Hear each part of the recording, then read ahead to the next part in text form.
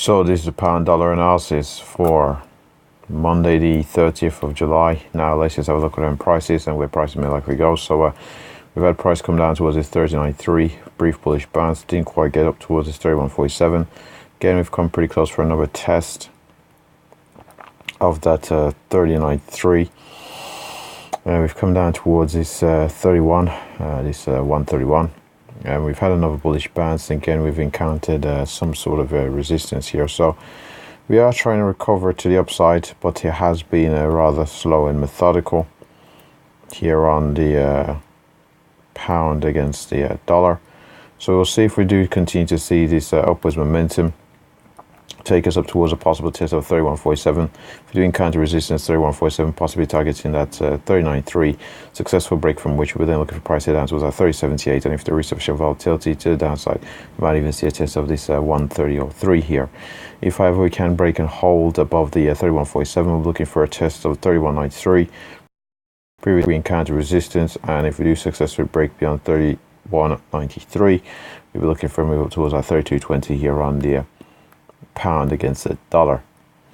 Now let's just have a look here at the higher time frames to see how prices are developing. And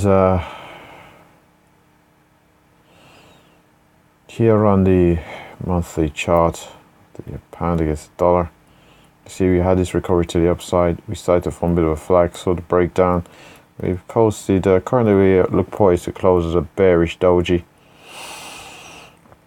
here on the pound dollar for the second consecutive month. So we'll see where we do see that we go on to make new lows in August, but we do seem to have had a deceleration in momentum here to the downside, so there remains a possibility of forming a bit of a base in the coming month or so and seeing a counter trend move to the upside,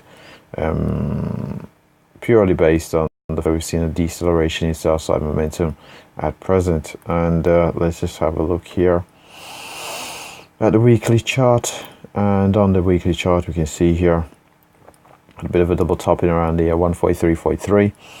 Had the further sell side momentum pullback, sell side momentum pullback. We've had sell side momentum and we've had a pullback so far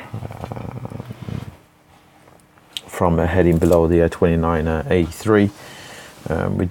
We weren't able to hold prices at the higher levels. Instead, we've seen more sell side momentum more recently.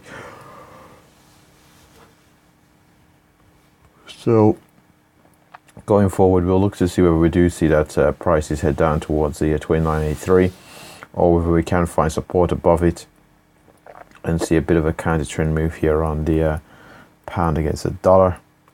And here on the daily chart, we can see here we've had our lows, had a brief recovery to the upside, further sell side momentum, made new lows, had a recovery to the upside, and more recently, as we can see here, we've encountered the 400 period moving average and the 32.20. So we trade slightly above the 400 period moving average and that 31.93. We weren't able to close above it. Instead, what we did see was bearish sell side momentum take us all the way back down towards that 30.93. So we saw a sell side momentum from 31.93 taking us all the way down to that 30.93, which we do appear to be holding support at the moment. Don't be holding very strong support. So we'll see whether we do see that counter trend move to realign us with that recovery for another test of the 31.93 area, where we do have the 400 period moving average, or whether we'll see a breakdown.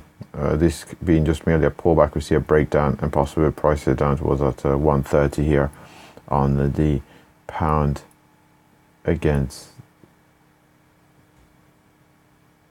the dollar. And with that said, that pretty much wraps up the pound dollar analysis. Thanks for watching.